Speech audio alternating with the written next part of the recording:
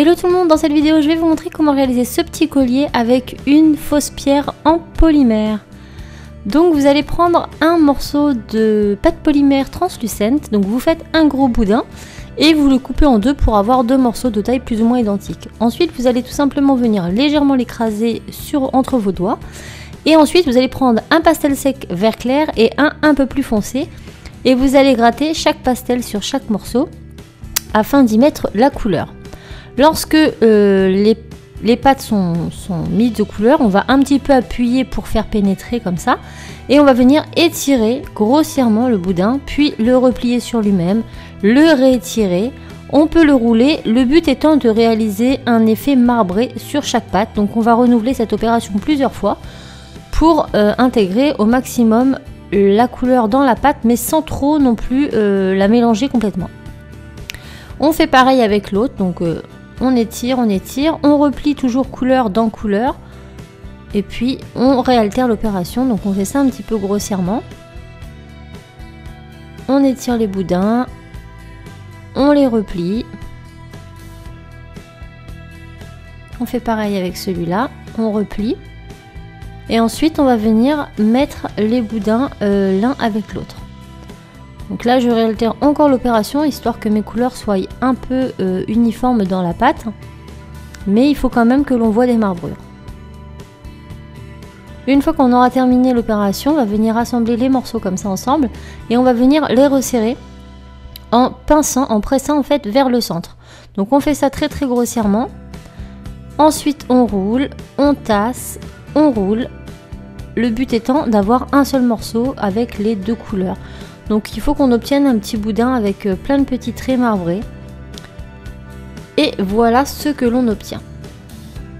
Donc une fois qu'on a ça, on va tout simplement venir couper des morceaux dedans pour faire nos pierres. Donc là j'en ai fait plusieurs mais on n'en aura besoin qu'une seule pour le collier. Et une fois que c'est fait, on va venir former nos pierres avec nos doigts. Donc on fait ça de façon très aléatoire, en essayant tout de même de faire toujours un côté un peu plus fin que l'autre, pour lui donner une petite forme de goutte. Donc on fait ça pour nos 4 pierres, puisque là j'en ai fait 4, et ensuite on va venir les percer avec une aiguille à percer les perles.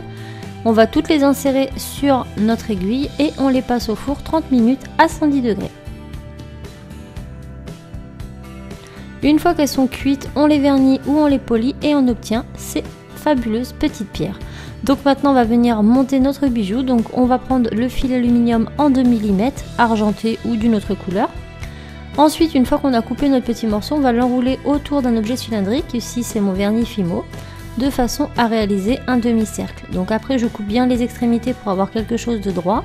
Et avec la pince en bourron, je vais venir réaliser des petites boucles pour pouvoir ensuite les fixer ce bijou à la chaîne. Donc je fais ça des deux côtés. Lorsque c'est fait, je replie un petit peu pour lui donner cette forme ovale. Maintenant je prends le fil aluminium en 1 mm qui lui va nous servir à fixer la petite pierre à ce morceau d'aluminium. Donc on prend le fil alu, on prend une extrémité que l'on va venir fixer à une partie de la boucle. Donc ici par exemple, je passe par le dessus, ensuite je vais faire 3 tours. Donc on fait du mieux qu'on peut et on serre bien.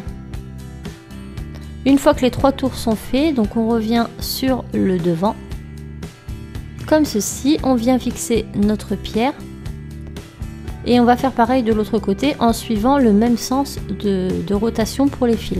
Donc là je pars du bas, je vais rentrer vers l'intérieur et je vais remonter en faisant 3 tours.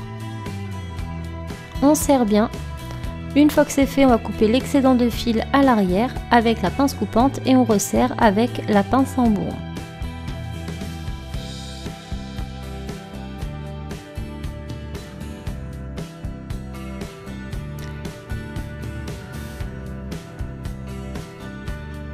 Et voilà, notre pendentif est terminé, la petite pierre est amovible. Maintenant on va fixer tout ça à une chaînette.